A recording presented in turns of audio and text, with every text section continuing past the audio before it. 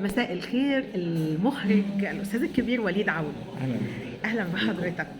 أستاذ وليد عوني، من أصل لبناني. لبناني، وجيت عشت هنا في مصر من 28 سنة 28 سنة، فخلاص مصري. مصري قوي طب قوي قوي. رحلة حضرتك كده في محطات قصيرة. يا خبر. الرحلة أنا تأسست أصلا ببروكسل. أنا كنت بالأكاديمية الفنون الأكاديمية الملكية للفنون الجميلة ببروكسل، فاين آرت. يعني أنا فنان تشكيلي أصلا. تمام. 7 سنوات وعملت كل حاجة، الارت فيزوال والارت جرافيك كله يعني. بعدين انتقلت بنفس الوقت، تعلمت الاخراج والرقص، وصرت اتابع الرقص بمدرسة موريس بيجار. ومن بعدها كمان صرت بعد كم سنة صرت مساعد عند فرقة باليه القرن العشرين اللي هي لموريس بيجار، واخذني سينوغراف، يعني تصميم ملابس وديكور والسينوغرافيا، يعني الإضاءة كمان. كده لمدة 11 سنة. كل ده ببلجيكا. كله ده ببلجيكا. وبعدين ببلجيكا 1980 أسست أول فرقة للرقص الحديث كأول مصمم عربي. اعترفت فيه وزارة الثقافة البلجيكية. اوكي. وأسست التنيت للرقص المسرحي. طب ايه الجديد اللي حضرتك قدمته بقى؟ حضرتك قلت انا تم الاعتراف بيك اول مصمم رقص عربي.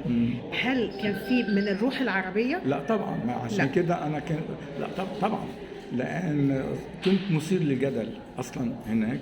وكمان كنت مثير للجدل لما جيت مصر.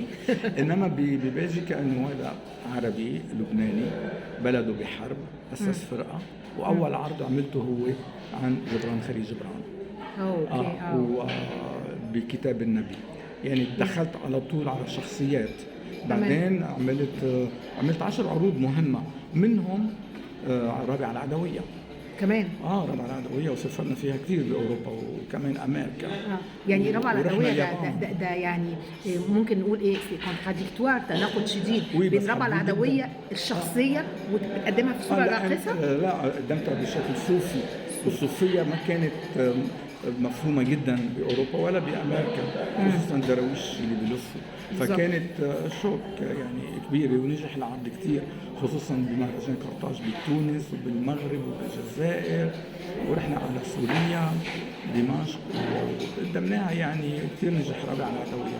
بعدين المعهد العالم العربي بباريس طلب مني انه اعمل عرض عن عبد الوهاب البياتي الكاتب العراقي. ايوه. لافتتاح معهد العالم العربي بباريس. تمام. وده اخذ كثير سكسي، وقدمناه بكونكور، يعني مسابقة كونكور بني وليد بباريس، واخذنا جائزة. وبعدين رحنا امستردام، سافرنا بعبد الوهاب البياتي. بعدين عملت اليوم الثاني بهيروشيما، بعدين المانيا ما بين الحربين، وعملت حاجات عملت عن فرح ديبا لما 79 تركوا العرش، فعملت قصتها.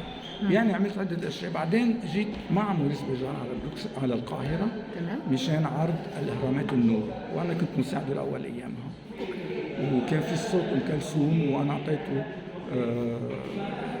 الأغنية تبعت أم كلثوم، وعمل عليها شغلاتي اللي أنا عملتها بالعرض ده. يعني وهنا تعرفوا علي بمصر. كان ايامها وزير فاروق حسني. تمام. فشاف انه المساعد عربي لبناني، وعنده فرقه اوريدي ببروكسل. بعدين انتقلنا على سويسرا، فصار في تبادل ثقافي. وانه انا اجي على طول اعمل عرض دار الاوبرا المصريه وباليه، فرقه باليه اوبرا القاهره. وعملت لهم ايقاع الاجيال، وعملت لهم السنه 91 ليالي الاب وحول الثلاث. بعدين دخلت التجريبي سنه 92 بعرض، واخذت عليه اول جائزه لمصر. بعدين سنه 93 اسست يعني اكسبيرينس ممتده. طب الجمهور السكندري هنا، لان احنا جروب الاوبرا بيتنا يعني يمكن اكتر اعضائه من الاسكندريه، اتعرف على حضرتك في عرض مبهر في مئوية مسرح سيد درويش. حضرتك عملت حاجة تري سبيسيال يعني أثارت إعجاب الجميع. النهاردة في عرض شهرزاد، هتبقى الموسيقى موسيقى شهرزاد، موسيقى ريمسكي كورساكوف. يس. بالقاهرة عملناها مع الأوركسترا السيمفوني، أوركسترا القاهرة، أوركسترا أوبرا القاهرة، وقدمناها هناك نجح كتير، وهون حنعملها بس من دون انت اول مره في اسكندريه؟ شهرزاد اول مره. انا كتير جيت على اسكندريه، انا عملت هون محمود مختار، عملت كمان قاسم امين، عملت افتتاح مكتبه الاسكندريه، وعملت عده عروض هون الجمهور. طب ايه مفهوم حضرتك او رؤيه حضرتك في تناول شخصيه شهرزاد؟ يعني هو التاثر بشهرزاد الشخصيه من شخصيات الف ليله وليله، ولا بموسيقى ريمسكي كورساكوف؟ لا، هو صراحه موسيقى ريمسكي كورساكوف اللي الهمني اعمل شهرزاد، ومش الف ليله وليله. انما شهرزاد كشخصيه انثى قوية، عرفت كيف تتصرف بحكم شخصيتها وتصور شو هي شهرزاد، واللي ريمسكي كورساكوف عرف جدا يقدم لنا شهرزاد بموسيقاها. انما انا بالنسبة لي كل الفنان، كل النساء العظماء هم شهرزاد. يعني انا عملت شهرزاد موناليزا.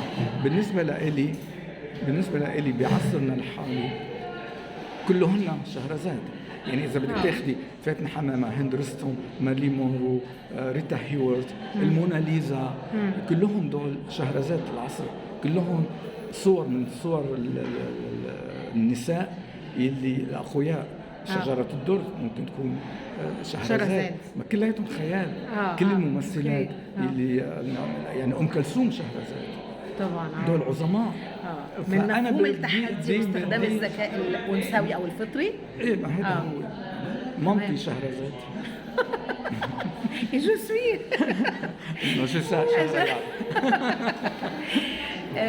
استاذ وليد، احنا سعداء جدا بوجود حضرتك النهارده. هنتفرج على عرض وننقل جزء منه وان شاء الله كلنا نستمتع بيه، ومنور اسكندريه واوبرا اسكندريه. احبائي اهل اسكندريه، الله يخليك.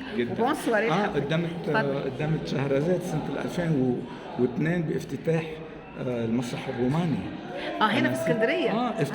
افتتاحه كمان. فتحناه ودشناه جدا كاثر. قدمنا شهرزاد بس فيرسيون قديمه.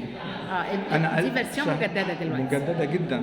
تمام. شهرزاد عملتها بقلعه صلاح الدين سنه 2000، يعني من 22 سنه.